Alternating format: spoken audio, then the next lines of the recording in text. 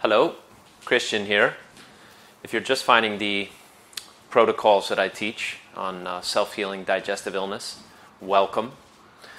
Hopefully you're in the right place, right? If you're sort of tired of the merry-go-round of trying to get modern medicine to fix your digestive condition, and you go back to your doctor over and over, and you're getting more and more pills, and nothing good seems to come from that, then you're in the right place, because there's a better way to deal with that situation, and that's what you're going to learn in all of this.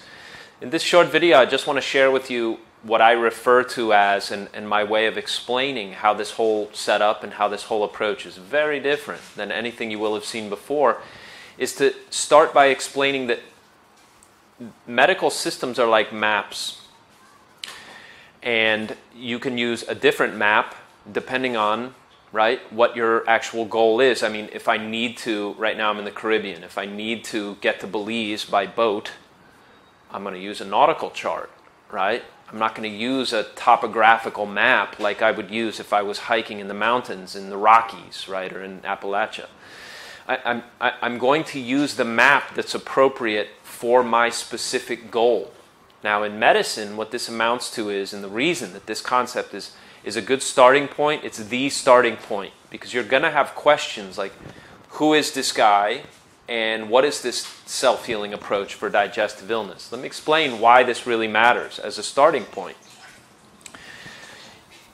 When you go to your doctor, you're going to a system that is based on a medical map that is great at treating things that you don't have. Specifically, for all of human history, tens of millions of years of human development, there was no way you could stop and repair, say, a massive bleeding condition. There's no way that you could deal with somebody who was, again, the common things that we all know that we go to our modern medical system for. You're in a car accident, right? You got so sick that... what are the common reasons that people, right? You go into cardiac arrest, or somebody has a heart attack. You're using a power tool and you chop 3 of your fingers off, or something along these lines, okay? This modern medical system we have is a miracle. It's an absolute miracle of achievement, and it doesn't get a lot of credit for what it's great at. And what it's great at is keeping you alive in situations that all throughout history until about the last 50 to 100 years were absolute guaranteed death sentences. And when you think about now also surgery to replace your organs, right? You can get a new kidney. I have a friend who just got a new kidney. Or there's a malignant tumor and they're able to go in and excise it and pull that out. All of these things are absolutely miraculous, because prior to that kind of medical system, these were all death sentences. Okay, but, and here's the most unfortunate part of what I'm telling you, that emergency medical care system is not good at all when it comes to treating your chronic digestive imbalance. A chronic condition, and all digestive illness is, right, on some level, right, I'm not talking here about, right, we're not talking about food poisoning. Oh, you ate some tainted food and you got sick and you vomited it out and you're well again. That's not a chronic digestive problem. But if you're watching this, you're dealing with a chronic digestive problem, probably, and that means that you need a different map. And the unfortunate thing is that almost everybody coming to this program for the very first time believes that the modern medical emergency medicine map is the only map. And that's terrible. That's terrible, because for most people, it's like that door is... The door that I'm going to open for you in this program is not only shut, you don't even know that it exists. And so knowing that there's another system by itself is partly what I want to share with you. I want to introduce you to the idea that, no, there's another map that helps you make sense of your illness in a way that actually gives you power to heal it. And when I say power to heal it, I'm not a cheerleader for, say, the New Age, hey, take this miracle supplement, miracle herbal concoction from the Himalayas or the Amazon rainforest, and everything's magically going to be better.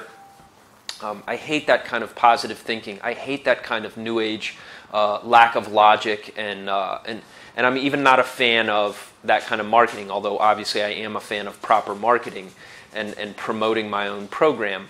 But you need to know, right, that this is a very, very logical, it's an old, very venerable, really ancient kind of medical logic that existed prior to the modern medical system that is so good at treating your emergency medical conditions.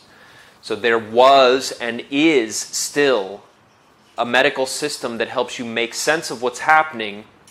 You can take the data that's happening in your life and make sense of it in a way that allows you to heal your own digestive system. What am I talking about? Well, when you go to your doctor and they check and see, and maybe they run a few tests, and maybe you get an endoscopy, right? Or maybe you get, from the other end, you get colonoscopy, and they do all kinds of tests. Is there blood in your stool? What's going on with your digestion? You get tested for H. pylori. Maybe they shoot a picture with you drink a radioactive milkshake. No, it's not radioactive. But they shoot an X-ray, and then they look for, hey, do you have hiatal hernia, right? What's going on inside your guts that's giving you these digestive symptoms, whether that's acid reflux or, for my new program, right, IBS symptoms. And then they return some kind of verdict, and then they start you on medications, and if your condition is severe enough or under the right circumstances, they recommend surgery. So that's what you get, pills and surgery, okay? And the reason that's not sufficient for chronic conditions, of course, the reason that's not sufficient is that your chronic condition is going on absolutely every day, every hour of the day, and also in chronic situations, the patient must recognize and take some action to aid recovery.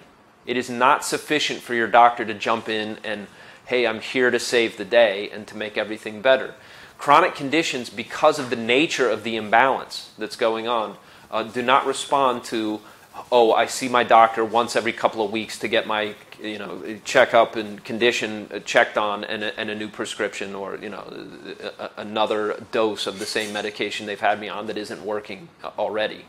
Okay? With chronic conditions, one of the pillars of my thinking here is that if you're going to recover, some part of this is up to you as the patient. Who knows your health better than you do? Nobody. Certainly not your doctor. You're living with yourself and your symptoms every single hour of the day, okay? And probably really wish that you could get rid of them. So when you have a chronic digestive illness, you need a medical map. You need a medical system that makes sense of what you're experiencing. Okay, so basically how we do this is you're going to learn to interpret your symptoms, and you're going to learn what organs are producing those symptoms. You're going to learn a deeper explanation of cause and effect, not a simplistic one like, oh, you just have too much stomach acid. Great, then let's block the stomach acid and my reflux will go away, right? That's the basic logic when you're taking an acid blocker from your doctor. The problem is that it's the wrong logic. It's the wrong logic because it's the wrong map. Okay? You don't have too much stomach acid, and taking an acid blocker doesn't make you better. It actually makes you worse, even though you can get some, obviously, temporary relief in the moment that medication is working.